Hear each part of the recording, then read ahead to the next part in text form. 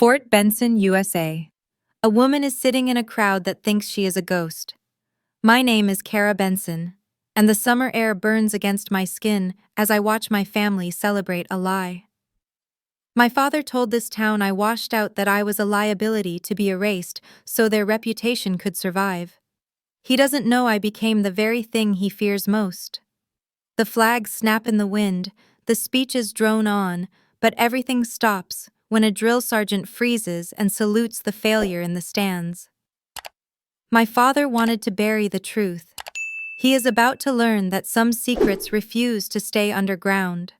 Like, share, comment, and subscribe to our channel. We always appreciate the time you spent here with us. The aluminum bleachers burned against my legs through my jeans, radiating the kind of relentless mid-July heat that makes the air shimmer above the asphalt. Around me, the town of Fort Benson was in full patriotic swing. Miniature American flags snapped in the dry wind, toddlers smeared with chocolate ice cream sat on their father's shoulders, and the local high school band butchered a Sousa march with enthusiastic incompetence. I sat on the far edge of the bottom row, detached from the celebration, doing my best to look like a stranger in my own hometown. I wore plain dark sunglasses and a nondescript navy windbreaker, despite the heat keeping my head down. I wasn't here to celebrate the institution. I was here for Eli. My brother stood in formation on the parade deck, his posture rigid, his chin high. He was the golden child, the one who had absorbed every lesson our father had ever drilled into us and reflected it back with a shine that made the neighbors squint. Eli was finishing at the top of his National Guard class today. He looked like a recruitment poster come to life, the perfect soldier for a family that treated service like a religion. My parents, Tom and Linda Benson, sat 10 rows up and 20 feet to the left. They had positioned themselves in the center of the VIP section, surrounded by the mayor and the local Rotary Club president. My father, a retired sergeant and a local legend in his own mind, was holding court. He didn't just speak, he broadcasted, ensuring his voice carried over the low murmur of the crowd. I didn't have to look at him to know he was gesturing toward the formation chest puffed out. "That's our son up there," Tom boomed, slapping the back of the man next to him. "Real soldier, tough as nails. Takes after the old man, right?" The neighbor mumbled in agreement, then asked a question I couldn't hear, but I knew the answer by heart. I stiffened as my father's voice dropped just an octave, turning into that fake conspiratorial whisper that was actually louder than his speaking voice. "Oh, her no. Our daughter. She washed out. Couldn't hack it. Some kids just aren't cut out for discipline, you know. It's a shame, but we focus on the one who made it." He said it loud enough for me to hear. He knew I was there. It wasn't just small talk. It was a public service announcement. It was a ritual humiliation, a reminder that in the Benson family ledger, Eli was the asset, and I was the bad debt they had written off years ago. I stared at the back of a woman's floral dress in front of me, narrating the gap between his version of history and the truth. I remembered the night I failed. I remembered the smoke, the screaming, the decisions that actually saved lives, and the subsequent cover-up that required my silence. But in this town, truth didn't matter. The story mattered. And Tom Benson was the author. The ceremony dragged on. Speeches about duty, sacrifice, and family values rolled over the crowd like a sedative. Finally, the drill instructors began the dismissal procedures. The formation shifted, boots stomping in unison, dust rising in a choke cloud around their ankles. The training commander, Staff Sergeant Cole Ramirez, was marching down the line, his face a mask of stone-cold authority. Ramirez was a terrifying figure to these recruits, a man who supposedly ate barbed wire for breakfast. He turned sharply on his heel, pacing the line between the graduates and the audience until he froze. He stopped mid-stride, his boot hovering for a fraction of a second before planting silently. He was looking directly at me. I saw the recognition hit him like a physical blow. His expression shifted from confusion to shock, and then to a very specific controlled fear. He wasn't looking at Kara the dropout. He was looking at something else entirely. The crowd didn't notice at first, but then Ramirez broke protocol. He didn't shout a command. He didn't turn back to his troops. Instead, he pivoted and marched straight toward the bleachers. A hush rippled through the nearby families. My father stopped talking mid-sentence. Ramirez stopped exactly 2 feet from where I sat. He snapped his heels together with a crack that sounded like a pistol shot and threw up a razor-sharp salute, his hand vibrating with intensity at his brow. "Ma'am," he barked, his voice cracking across the silent stadium. "I wasn't informed you'd be observing the graduation today." The word ma'am landed like a grenade in the center of the gathering. You don't call a washout ma'am. You don't salute a failure. The entire dynamic of the stadium shifted on its axis. People turned. Eli, still in formation, broke his discipline to crane his neck. Dozens of phones that had been recording the ceremony swung around to point at the woman in the cheap windbreaker. I didn't stand. I didn't smile. I just lowered my sunglasses enough to look Ramirez in the eye. "At ease, Sergeant," I said, my voice carrying the flat-board weight of absolute command. "I'm off duty. Continue." Ramirez looked like he wanted to faint, but he barked, "Yes, ma'am," did an about-face, and marched back to the formation as if his life depended on it. Up in the VIP section, the silence was deafening. I glanced over my shoulder. My father's face had drained of all color, leaving him looking gray and old. The sweating cup of soda he'd been holding slipped from his fingers, splashing onto the metal steps with a wet slap, but he didn't move. My mother was gripping the edge of her seat so hard, her knuckles were white. They looked like they were watching a ghost rise from the grave. The ceremony ended in a blur of confusion, the applause scattered and uncertain. I made my way to the parking lot, the sun blasting off the rows of windshields, blinding and hot. I needed to get to my car. I needed to leave before the questions started, but I wasn't fast enough. "Kara!" I turned to see Tom storming toward me between 2 pickup trucks. He wasn't the proud father anymore. He was a desperate man. He grabbed my upper arm, his fingers digging into the muscle, his face inches from mine. He didn't yell. He hissed through his teeth, a sound full of venom. "You think you can just show up here and threaten everything I built?" His eyes were darting around, checking if anyone was watching. "You were a mistake, Kara. We sacrificed you so this family could move on. We cut out the rot so the tree could survive. Don't you dare crawl back and ruin it for your brother." I looked at his hand on my arm, then up at his eyes. There was no love there. There wasn't even anger. There was just preservation. "Let go, Dad," I said quietly. He shoved me back, disgusted. "Go back to whatever hole you're living in. You don't exist here." He turned and walked back toward the crowd, straightening his tie, putting the mask back on. I stood alone in the heat, watching him go. That was the moment I realized the truth I had been avoiding for years. My father hadn't just forgotten me. He hadn't just lied to cover up a daughter's failure. He had tried to erase me on purpose. And judging by the fear I'd just seen in his eyes, he was terrified that the eraser wasn't working anymore. I drove until the base was just a gray smudge in my rearview mirror, my hands shaking so badly against the steering wheel that I had to grip it like a lifeline. I turned off the main highway onto an old farm road, the kind that cuts through endless fields of corn and soybean, where the dust settles thick on the windshield, and nobody bothers to look twice at a parked car. I killed the engine and sat in the silence, staring at the heat waves rising off the hood. The adrenaline from the confrontation with my father was fading, leaving a cold, hollow ache in my chest. The present slipped away, pulled under by the gravity of the past. Growing up in the Benson house wasn't a childhood, it was a boot camp with a bedtime. My father Tom ran our home like a forward operating base. We had inspection-level chores, early wake-ups, and a strict chain of command that placed him at the top and God somewhere slightly below him. "Our name means something in this town," he would say usually while checking the creases in his trousers or polishing the awards case in the hallway. "Don't embarrass the family. Benson's lead. We don't follow." My mother Linda was the peacekeeper, a woman who had learned that the best way to survive Tom's orbit was to be quiet, compliant, and invisible. She taught me to nod and swallow my words while Eli, younger and softer, simply worshipped the ground Dad walked on. Eli was the sponge soaking up the dogma. I was the stone the water couldn't shape. I tried, though. God, I tried.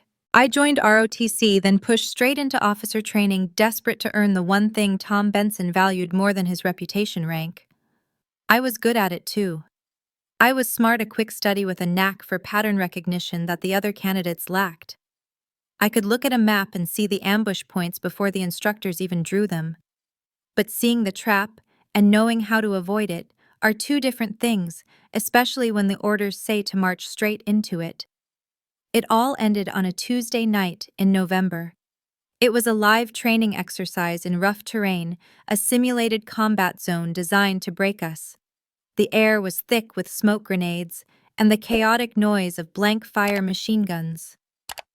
We were moving through a ravine when the ambush hit. It was simulated chaos, but the panic in the unit felt real enough. The squad leader, a guy who shouted more than he thought, panicked. He ordered us to push up a ridge that I knew with absolute mathematical certainty was a kill zone. I didn't move. I froze. To the outside world, it looked like cowardice. It looked like I had locked up. But inside my head, the world had slowed down. I was running the angles, calculating the sight lines, seeing the instructors hidden in the brush. I knew that following that order would get my team killed in the simulation. So I refused. I grabbed the two candidates nearest to me and rerouted them into a culvert, effectively breaking the rules of the drill to flank the objective. The result was a spectacular mess. The squad leader got hit. The formation fell apart and the exercise was blown. The commanding officer didn't care about my tactical logic. He cared that I had disobeyed a direct order and disrupted the flow of the test. He branded me unfit for command on the spot. My father arrived at the discharge meeting like a storm front. He didn't ask for my side. He didn't look at the tactical reports. He saw the discharge papers, and he saw his own reflection cracking. He signed the paperwork with a violent scratch of the pen, shook the commander's hand, and apologized for wasting the army's time. The ride home was silent, a suffocating vacuum of disappointment. It wasn't until we were in the kitchen, the lights harsh and fluorescent, that he finally spoke. "You didn't just fail, Kara," he said, his voice dangerously low. "You threaten my reputation every time you open your mouth about this. People will ask. They'll want to know why a Benson couldn't cut it." He leaned in, his eyes cold. "From now on, we don't talk about you. We move on. Do you understand?" It was the first time I felt him actively trying to erase me. He wasn't just ashamed, he was editing the family history in real time. But the story didn't end there. A week later, while I was packing boxes in my cheap apartment getting ready to disappear, I got a call. I was asked to come to an unmarked office building 3 towns over. Inside, in a room with no windows, a woman with no name on her badge sat behind a metal desk. She didn't speak at first. She just turned a laptop around and pressed play. It was surveillance footage from the night I failed. Infrared. Grainy. "We saw what you did," she said. Her voice was dry, professional. "You didn't freeze. You assessed. You realized the order was suicide, and you found an asymmetrical solution. The military needs soldiers who follow orders. My organization needs people who question them." She wasn't CIA and she wasn't military. She represented a gray area bureau, a federal oversight body tasked with monitoring corruption, domestic threats, and misconduct inside the very institutions that claim to protect us. They wanted my brain. They wanted my instinct for finding the rot inside the structure. The cost was total silence. The NDA was thicker than a phone book. I had to vanish from public records. My parents would be told only that I didn't complete training and had drifted away. They would never know the truth. I sat there looking at the woman, thinking of my father's face when he told me I was a liability. I realized then that I could use his lie as my armor. "I'll do it," I said. It wasn't that my family sacrificed for my service. It was that I sacrificed my family so I could serve. The vibration of my phone against my thigh snapped me back to the present. I sat up in the driver's seat, wiping the sweat from my forehead. I pulled the secure device from my jacket pocket. A new message had encrypted and unlocked on the screen. Priority assignment. Location: Fort Benson training site. Objective oversight priority. Credible intelligence regarding financial fraud safety violations and equipment misappropriation tied to command staff. I scrolled down to the target list. There attached at the bottom was a name I knew better than my own. One redacted name followed by the primary subject, Thomas Benson. My breath hitched. The universe, it seemed, had a twisted sense of humor. The same man who had tried to erase me, who had just told me in a parking lot that I was a mistake, had just become my next assignment. I looked out at the cornfields, a dark smile touching my lips. I wasn't the daughter who washed out anymore. I was the auditor, and I was coming home to check the books. I pulled into the driveway of my childhood home, the tires crunching over gravel that had long ago escaped the cracked pavement. My mother had texted me simply, "Come Sunday, wear something normal." It was a command, not an invitation, but for the purpose of my investigation, it was an open door.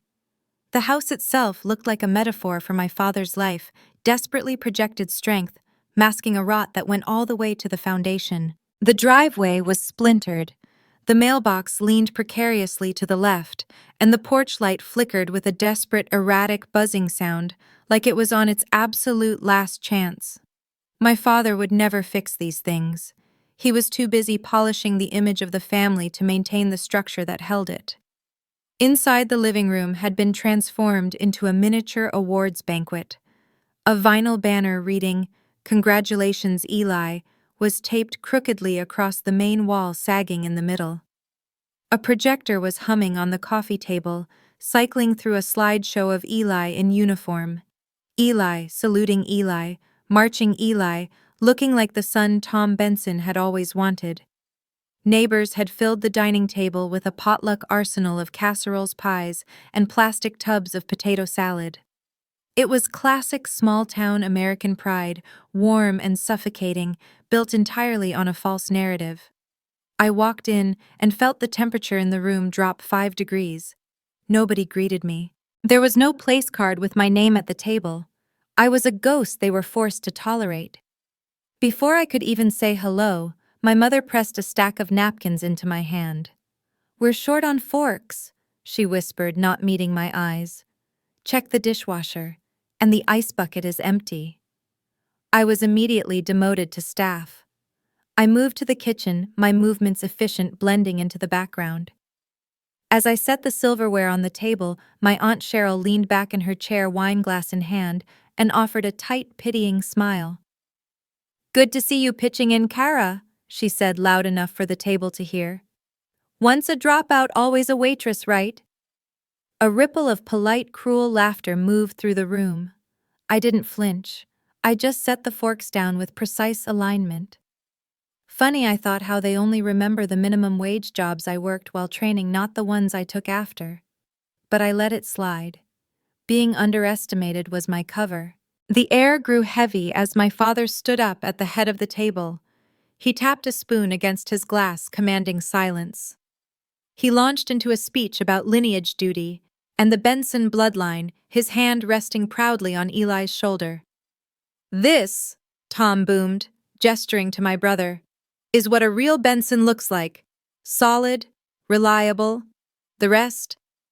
Well, let's just say some branches of the tree just rot and fall off."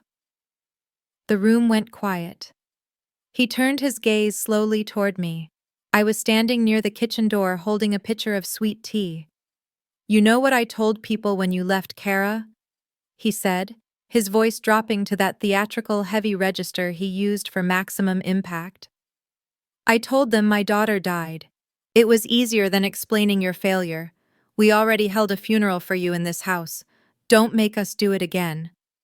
The cruelty of it was breathtaking. It was a line designed to incinerate whatever self-worth I had left. My mother stared at her plate. Eli looked pale, shifting in his seat. I didn't explode. Years of federal training kept my pulse steady and my voice level. I set the pitcher down on the counter with a soft clink. "You didn't bury me, Dad," I said, my voice cutting through the silence like a scalpel. "You just tried to erase me." The table held its breath for a beat. Tom's eyes narrowed, a flash of genuine danger crossing his face before he let out a loud, dismissive laugh. "Always the drama with her," he said, waving a hand. "Let's eat." The tension broke, dissolving into the clatter of silverware, but I had seen what I needed to see. The meal proceeded, and I slipped into my role, invisible, ignored, useful only for refills. This invisibility allowed me to drift near the head of the table where Tom was deep in conversation with a local contractor and a county commissioner. I poured coffee, moving slowly, tuning my ears to their low tones. "We need to adjust the numbers before the quarterly review," the contractor muttered. "If the intake count doesn't match the housing budget, it'll match," Tom hissed, cutting a piece of roast beef. "Nobody needs to know how many recruits we actually send through. As long as the federal grant audit's clear, we're fine." "What about the safety logs?" the commissioner asked, looking nervous. "After that injury last month, it's looking a lot like the one from 5 years ago. That girl ran her mouth once already. We can't let anyone else do it." I froze for a fraction of a second, the coffee pot hovering. 5 years ago. That was my night. That was the night I failed.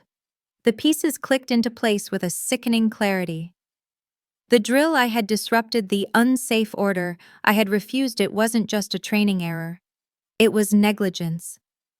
A recruit had been injured that night, and my discharge had been the smoke bomb they used to cover it up. They had altered the records. My failure was their shield.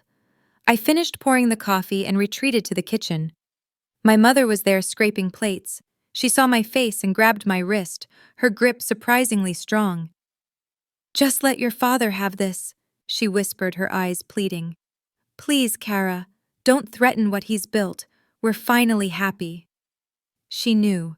Deep down, she knew he was corrupt, but she chose the comfort of her social standing over the truth of her own daughter. She was asking me to be the sacrifice again. "He destroyed me a long time ago, Mom," I said, pulling my arm away. "I'm just turning the lights on." I walked out the back door, my heart hammering against my ribs, not from fear, but from a cold, sharp rage. I stood in the darkness of the yard, the muffled sounds of the party drifting through the window. I pulled out my secure device. My hands were steady now. I typed the message to my handler, subject Benson, likely at center of fraud and safety violations. Evidence suggests cover-up of past training injuries, including my own discharge event. Proceeding with covert assessment. I hit send and watched the encryption bar slide across the screen. I looked back at the house, at the flickering porch light that was fighting a losing battle against the dark. For the first time, my duty and my revenge were the same mission. For the next 3 days, I lived 2 lives. By day, I was the town pariah, the prodigal daughter who had returned with nothing to show for her years away but a cheap car and a bad attitude.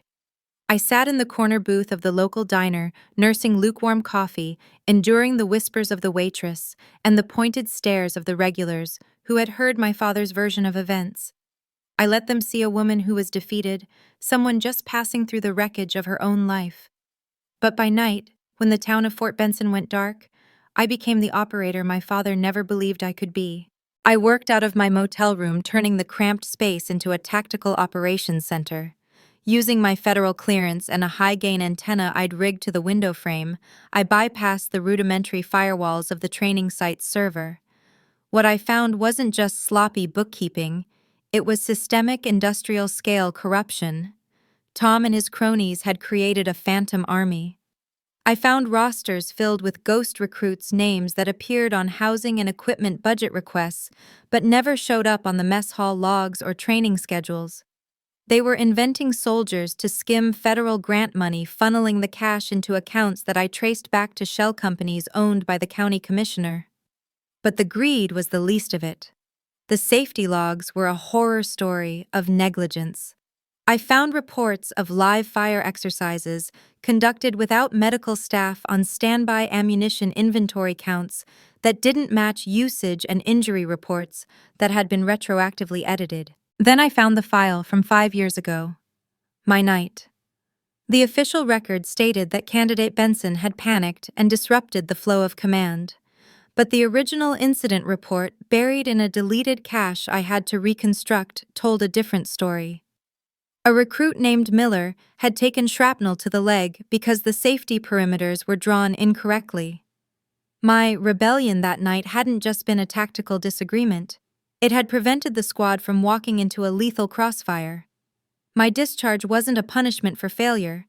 It was a necessary narrative to bury the fact that the command staff had almost killed a kid.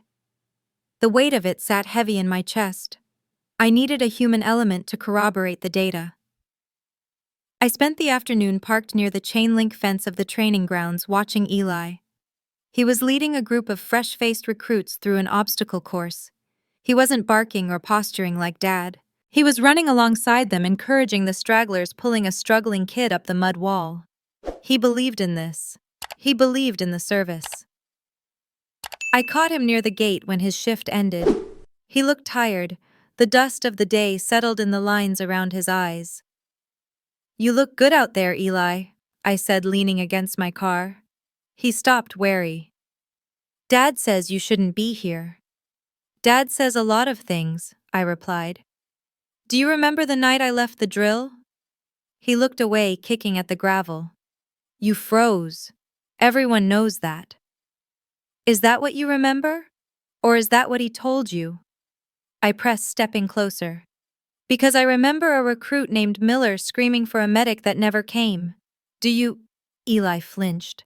The mask slipped for a second, revealing a deep, gnawing doubt. "It never sat right with me," he whispered almost to himself. "The way you left. It was too fast. But Kara, Dad built this place. If you dig this up, you're not just hurting him. You're hurting the whole town." He walked away before I could push further, but the seed was planted.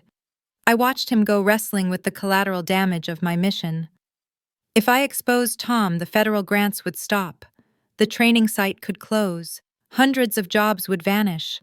My brother's career would be stained by the association. Was I saving people, or was I just burning down the only home I had left to warm my own hands? The answer came on Sunday. I attended a community event at the VFW hall, standing in the back near the exit.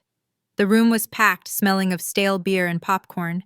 Tom was on stage receiving a plaque for community service. He took the microphone, his eyes scanning the crowd until they landed on me in the shadows. He smiled a sad, benevolent smile that made my stomach turn. "Thank you," he said, his voice thick with emotion. "You know, family is about forgiveness. My daughter Kara is back in town for a few days." Heads turned. The spotlight hit me. "It's been hard," he continued, lying with the ease of a sociopath. "When she left us years ago, she took more than just her things. She took money intended for this family's future. She smeared our name, caused years of pain. But we forgave her, because that's what leaders do." The room's energy shifted instantly. They didn't see a whistleblower or a victim. They saw a thief. They saw an ungrateful child who had robbed this saint of a man. The glare of the community was a physical weight, a collective judgment passed without a trial. I walked out of the hall, the sound of applause for my father ringing in my ears. In that moment, the internal conflict vanished. I understood the stakes. This wasn't just a father who had given up on me. This was a man who would sacrifice anyone, even his own daughter, to protect his story. He would burn me at the stake to keep his hands warm. Back in my motel room, I swept the papers off the bed and laid out the operation. The time for observation was over. I needed a kill shot. Step 1. Collect irrefutable evidence, audio and visual. Step 2. Force Tom into a situation he couldn't control. A pressure cooker where his arrogance would force a mistake. Step 3. Make sure he was exposed in front of the very people he had turned against me. I looked at my reflection in the dark window. The scared girl who left town 5 years ago was gone. If Tom Benson wanted a world where I never existed, I was going to introduce him to a world where I was the only reason his name was remembered. The neon sign of the diner buzzed with a dying electrical hum, casting a sickly red light over the empty booth where Eli sat. It was 2 in the morning. I slid into the seat opposite him, placing a secure tablet on the cracked laminate table between us. I didn't waste time with pleasantries. I unlocked the screen and pushed it toward him. It displayed the unredacted incident report from 5 years ago, followed by the financial spreadsheets I had pulled from the server, the ghost recruits, the siphoned funds, the safety violations that were statistically guaranteed to kill someone else if left unchecked. Eli read in silence. I watched his face shift from denial to confusion, and finally to a horrified resignation. He looked up at me, his eyes wet. "He's my hero, Kara. He's Dad."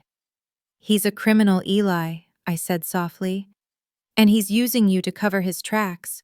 Those recruits you're training, he's gambling with their lives to pay for his retirement." Eli looked down at his hands. He was trembling. The loyalty was hardwired deep, drilled into him since birth. "I don't know if I can do this." "Yes, you can," I said, leaning in. "I saw you at graduation. I saw you looking at Sergeant Ramirez when he saluted me. You knew then that the story didn't match the reality. You're a good soldier, Eli. A good soldier protects his unit. Right now this town is your unit and Dad is the threat." He took a long, shuddering breath, then nodded once. "Just tell me what you need me to do." We moved fast. Using Eli's security clearance, we accessed the admin building an hour later. The hallways were dark, smelling of floor wax and stale coffee. My heart was a cold, steady rhythm in my chest. This was the work I was built for. I guided Eli through the process, having him plant a micro-recorder behind the ventilation grate in Tom's office. Then came the digital bait. I sat at Tom's terminal and entered a batch of flagrant ghost recruit data, practically screaming for an audit. I routed a notification to the corrupt county commissioner's private email tagged "Urgent Discrepancy Detected." It was a clumsy error designed to look like a system glitch, the kind that would force them to meet immediately to cover it up before the morning shift started. Outside, the air was cool and biting. My handler confirmed that a federal tactical team was staged 3 miles out waiting for my signal. But the operation hit a snag before we even left the perimeter. My mother was waiting by my car. She must have tracked Eli's phone or seen us leave the diner. She looked small in the moonlight, wrapped in a shawl, her face pale and terrified. She grabbed my arm as I approached her grip, desperate. "Please don't do this," she begged, her voice a frantic whisper. "I know what you're doing, Kara. I can feel it. Your father is all this town has. If you expose him, you destroy us. We'll have nothing." I looked at her, really looked at her, and saw the tragedy of her life. She wasn't protecting a husband. She was protecting an illusion because the reality was too painful to bear. "He destroyed me a long time ago, Mom," I said, my voice void of the anger I expected to feel. "I'm just turning the lights on. You can either watch or you can look away, but it's happening." I got in the car, leaving her standing in the dirt, a silhouette of willful blindness. The trap was set for midnight the following evening. Eli and I positioned ourselves in the cramped server room adjacent to Tom's office. We had a direct audio feed from the bug and a visual through a pinhole camera I'd rigged in a picture frame on Tom's bookshelf. The space was tight, humming with the sound of cooling fans. Eli was vibrating with anxiety. He was sweating, his breathing shallow. "What if he knows?" he whispered. "What if he doesn't show?" "He'll show," I said, putting a hand on his shoulder. "Greed makes people predictable. Breathe. Remember the recruits." Right on cue, the heavy oak door of the office swung open on our monitor. Tom walked in, followed by the contractor and the commissioner. They looked rattled. "I don't know how the data got flagged," the commissioner was saying, wiping his forehead with a handkerchief. "We need to clean the numbers now. If the feds see this batch, we're done." "Shut up and sit down," Tom snapped. He moved behind his desk, commanding the room even as his empire crumbled. "We delete the batch, re-enter the housing codes, and backdate the safety logs, just like last time." I had my finger on the button to signal the federal team. We had the admission. We had the conspiracy. But then the phone on Tom's desk rang. He picked it up, listened for a second, and his face darkened. "Linda," he said. "What?" No, don't just stand there crying. Bring the files from the safe at home. Now. I need them to match the ledger. My blood ran cold. He was calling my mother to the scene of the crime. She was going to walk right into a federal raid. He's bringing Mom into this, Eli hissed, panic rising in his voice. Kara, we have to stop it. Wait, I commanded, watching the screen. On the monitor, Tom hung up the phone. He stood still for a moment, frowning. He tilted his head, looking at the bookshelf behind him, specifically at the picture frame I had manipulated. It was a photo of him and Eli. I had nudged it slightly to get the camera angle right. It was crooked. Tom Benson was a man who obsessively controlled his environment. A crooked picture frame was an alarm bell. He walked slowly toward the shelf. He reached out and adjusted the frame. His fingers brushed the tiny lens of the pinhole camera. He froze. On our screen, we saw his eyes widen. He didn't turn around to scream at his conspirators. He went silent. He walked back to the door and locked it with a heavy, deliberate click. Then he walked to his desk, opened the bottom drawer, and pulled out a snub-nosed revolver. Kara, Eli breathed, terrified. Move, I whispered, drawing my own weapon. I'd walked in thinking I was here to expose my father. I hadn't considered he might be willing to kill to keep me buried. The raid wasn't just an arrest anymore. It was a hostage situation waiting to happen. I kicked the connecting door open, my weapon drawn and held low, stepping into the office with Eli right behind me. The room smelled of old paper and fear. The contractor and the commissioner scrambled back against the wall, their hands up, babbling excuses, but Tom didn't flinch. He stood behind his desk, the revolver loose in his grip, his eyes locked on mine. He didn't look surprised to see me anymore. He looked vindicated, as if my betrayal was the final piece of evidence in the case he'd been building against me since I was born. I should have known, Tom said, his voice terrifyingly calm. The audit flags, the ghost files. It wasn't a glitch. It was the rot coming back to spread. Put the weapon down, Dad, I said, my voice steady, though my heart was hammering against my ribs like a trapped bird. It's over. The federal team is outside. They have the audio. They have the video. There's no way out of this room. Tom sneered, waving the gun in a lazy arc that covered everyone in the room. The commissioner whimpered, sliding down the wall. You think I'm afraid of them? I built this town. I am the only reason this place has a pulse. You're stealing from it, I countered, stepping closer, placing myself between him and Eli. You're stealing from the government, and you're risking the lives of every kid who walks through those gates, just like you did 5 years ago. He laughed, a sharp, barking sound. 5 years ago, you're still on that. You think that was about safety? He looked past me, locking eyes with Eli, who was standing paralyzed near the door. Tell him, Kara. Tell your brother why we really got rid of you. You didn't get rid of me, I said. I left because I refused to let people die for your ego. You were a liability, Tom roared, the calm facade finally cracking. Spittle flew from his lips. You were never a daughter to me. You were a defect. We didn't just sacrifice you, Kara, we replaced you. He gestured wildly at Eli with the hand holding the gun. Look at him. He listens. He obeys. Eli is the proof that we got it right the second time. You were just the rough draft we had to throw away. I heard a sharp intake of breath behind me. I didn't turn, but I knew that line had hit Eli harder than a bullet.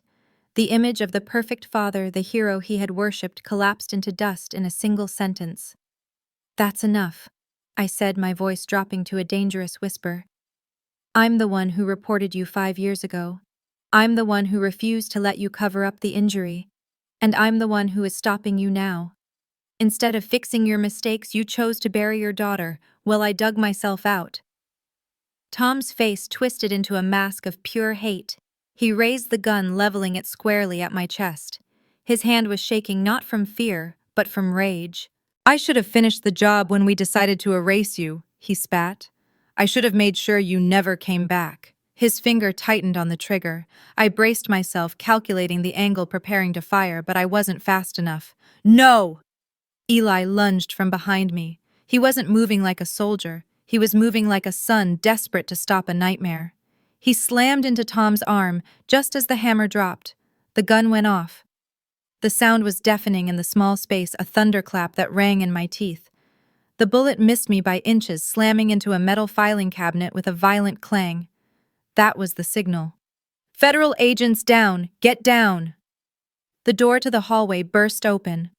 A tactical team flooded the room, a sea of black armor and shouting voices. They swarmed over the desk.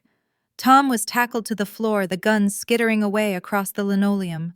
The contractor and commissioner were zipped tied before they could even stand up. I stood amidst the chaos, my ears ringing, watching my father being hauled to his feet.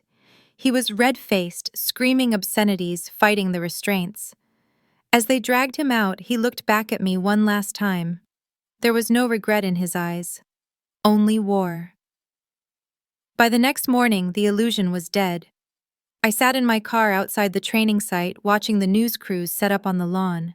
The footage of Tom Benson being let out in handcuffs was playing on a loop on the local station. The chyron read, "Federal investigation exposes fraud ring at Fort Benson."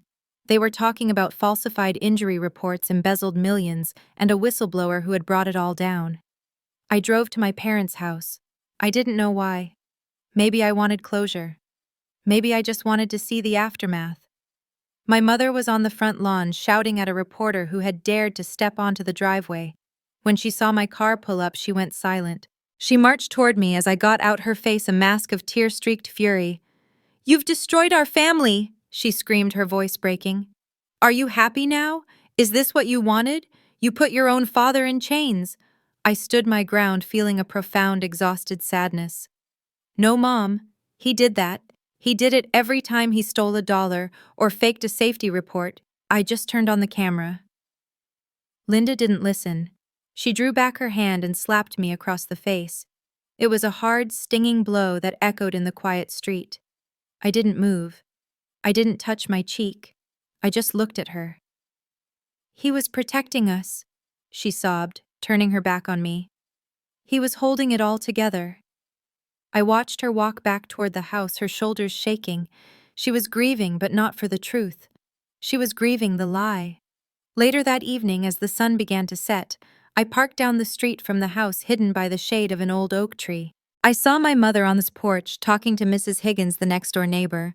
I rolled down my window just an inch, letting the evening air carry their voices. "I'm so sorry, Linda," Mrs. Higgins was saying softly. "How is Eli taking it, and Kara?" My mother straightened her back. She looked toward the street, her eyes passing right over my car without seeing me. Her voice was cold, final, and loud enough for the ghost to hear. "We only ever had one child," she said. "Eli. The other one. We don't speak that name. She died a long time ago." I rolled the window up. The silence inside the car was absolute. For the second time in my life, my parents were holding a funeral for me. Only this time I was standing across the street watching them shovel the dirt. And strangely, for the first time in years, I didn't feel buried. I felt free. 6 months later, the dust still hadn't fully settled in Fort Benson, but the air was finally breathable. The seasons had turned, trading the suffocating heat of that graduation day for the crisp, biting wind of early winter. My father, Tom Benson, was currently residing in a federal detention center 3 counties over, awaiting a trial that promised to be long, expensive, and humiliating. The contractor and the commissioner had both flipped within a week of the arrest, trading their silence for plea deals that left my father standing alone at the epicenter of the crater he had created. The training site itself remained open, though it was a different beast now. It was under strict federal oversight. My agency's oversight, with new leadership, rigorous safety protocols, and a complete purge of the ghost accounting books. I parked my rental car near the obstacle course, watching through the chain-link fence. Eli was out there in the mud, leading a group of new recruits. He looked different. The polished, rigid, golden child veneer was gone, replaced by something grittier and more authentic. He wasn't screaming at them. He was teaching ethics and safety, pausing the drill to explain the why behind the what. I had heard he was using our family's scandal as a case study in his classroom sessions, a brutal lesson about loyalty, integrity, and the courage it takes to speak up against a command structure when it goes rot. He wasn't running from the shame, he was metabolizing it. His respect in this community wasn't inherited from our father anymore. He was earning it shift by shift on his own terms. I had changed too. The agency had promoted me shortly after the raid. I wasn't just a field agent anymore, I was a key witness and a policy advisor. Just last week, I had sat in a sterile wood-paneled room in D.C., testifying before a closed congressional committee about oversight failures in family-run military contracting. I spoke about the unique pressure of small towns, the weaponization of family values to silence dissent, and the absolute necessity of protecting whistleblowers. I told them my story, not the sanitized version, but the raw, ugly truth of being erased to protect a lie. Returning to town to wrap up the final logistics of the case was strange. The community was fractured. There were still people who glared at me in the grocery store, whispering that I was the vindictive daughter who had ruined a good man. To them, the myth of Tom Benson was more important than the crimes of the man himself. But there were others. I was pumping gas at the station on the edge of town when a woman approached me. She was older, her face lined with grief. I recognized her as the mother of a recruit who had died in a training accident 3 years prior. An accident my investigation revealed was due to faulty equipment bought with skimmed funds. She didn't say much. She just reached out, squeezed my hand with a trembling grip and whispered, "You stopped them. You stopped them from doing it to someone else. My boy didn't get justice, Kara, but maybe the next ones will. Thank you." That quiet moment on the concrete forecourt meant more to me than any commendation in my personnel file. I was beginning to build new roots, not in the soil of this town, but with the people who valued truth over comfort. I was finding my own family. Eli, a few close friends from the agency, the people I protected who would never know my name. But there was one loose thread I had to cut. I drove to the house one last time. I didn't go to reconcile. I knew that was impossible. I went to close the loop on my own terms. The house looked smaller now, the peeling paint more obvious, the yard slightly overgrown without Tom's manic obsession with appearances. Linda opened the door only a crack, leaving the chain lock engaged. Her face was gaunt, her eyes tired and hard. She looked at me like I was a solicitor peddling something she didn't want to buy. I didn't try to push the door open. I simply held up a thick manila envelope. Inside were copies of the court documents, the undeniable financial records, news clippings, and a short handwritten letter explaining exactly why I had done what I did. It was the truth, unvarnished and complete. "I don't want that," she whispered, her voice trembling with a mix of fear and stubbornness. "Leave Kara. Just leave us alone." "You spent years trying to erase me, Mom," I said, my voice calm and final. "You tried to write me out of existence because I was inconvenient. But I won't erase myself to make you comfortable anymore." I bent down and set the envelope on the welcome mat. "When you're ready to know who your daughter actually is instead of the ghost you pretended I was, it's all in there." I turned and walked back to the car.